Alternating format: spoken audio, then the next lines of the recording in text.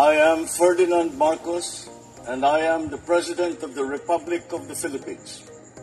I stand today on behalf of 110 million Filipinos. Hi everyone! Hello universe! It's me again. Shout out sa inyo mga kababayan. But anyway, meron tayong upload videos. Updates! So, alam po naman siguro ninyo kung sino po siya. Well, basahin po natin para kompleto, detalyado. Sabi po dito ng News 5, ayan, Colonel Lachica tinanggal sa pwesto dahil sa confidential funds issue. Well. Ayan, October 7, 2025. Kung natatandaan nyo po, nasabit ito, no? Siya po ang bagman ni Sara Duterte. Nako, mga kababayan, alam nyo, once na talagang dumikit kayo sa mga Duterte, sigurado yan, sabit kayo. O, diba?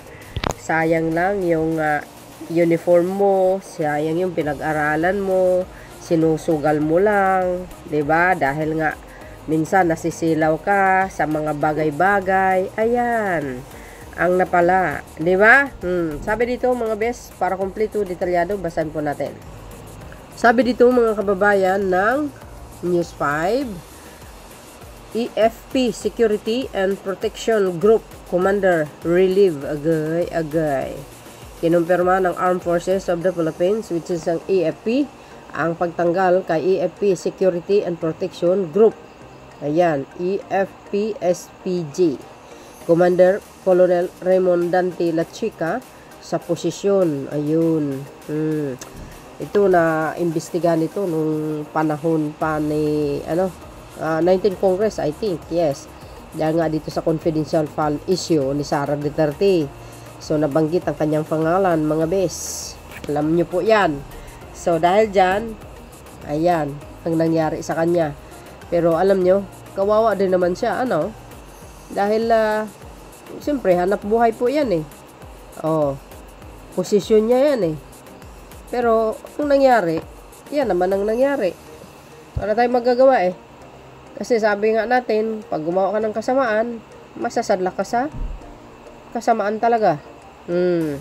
Sa isang pahayag, sinabi ng EFP na dahil ito sa nakahaing reklamo sa ombudsman, patay ka ngayon, Colonel Lachica. Bago po ang ombudsman ngayon, malamang makakalkal ito. Naku po, patay kayo ngayon.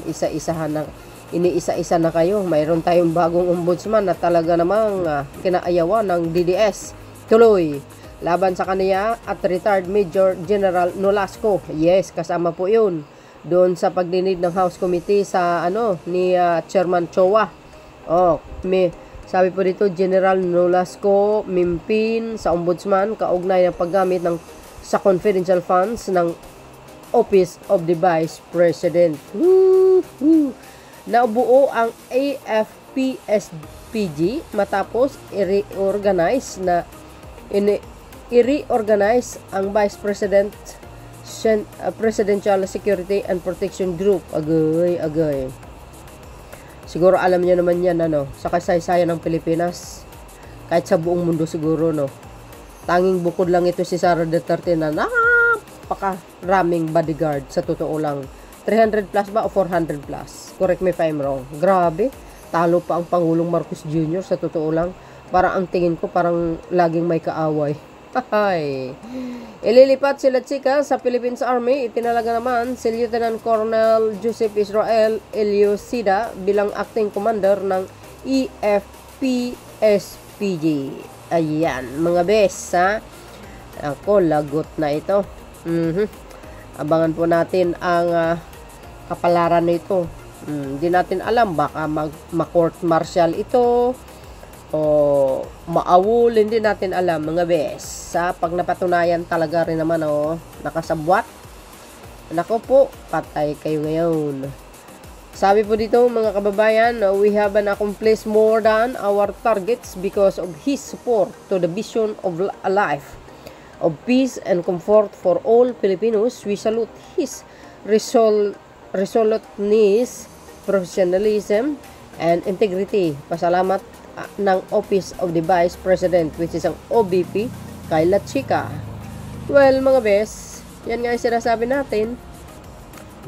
Gumawa kayo ng kabutihan sa kapwa at ingatan yung sarili nyo, lalo na yung integridad ng pagkatao niya. Tao ninyo, lalo po na pag naka-uniform kayo, napakahalaga yan, no? Magsilbi kayo sa taong bayan, hindi po sa isang tao lamang, no? Dapat hindi po kayo masilaw sa anumang inaalok na bagay sa inyo. O, di ba? Kailangan tumupad kayo sa inyong sinumpaang salaysay bago kayo naging ganap na, mataas na opisyal ng Armed Forces of the Philippines. Nakakahinayang, nakakaawa din. Pero wala tayong magagawa. Pinasukan niya yan di lulusutan niya. Siyempre, maaring matanggal. Naku po. O, di ba? Kaya nga sabi natin, pag dumikit ka talaga sa mga ganitong klaseng mga politician, malamang masasabit ka So, good luck na lang kay sir. Ganun talaga ang buhay. Abangan po natin ang aksyon ng bagong ombudsman tungkol dito. Naku po, paktay tayo ni Day. So, yun mga best, ang aking pinaka-latest updates video. Maraming salamat sa inyong watching. See you again on my next upload. Kayo nang balang magkomento. Ayan, anong masasabi ninyo? There's more. Thank you for watching. Bye bye bye and baboos. God bless. Palapay.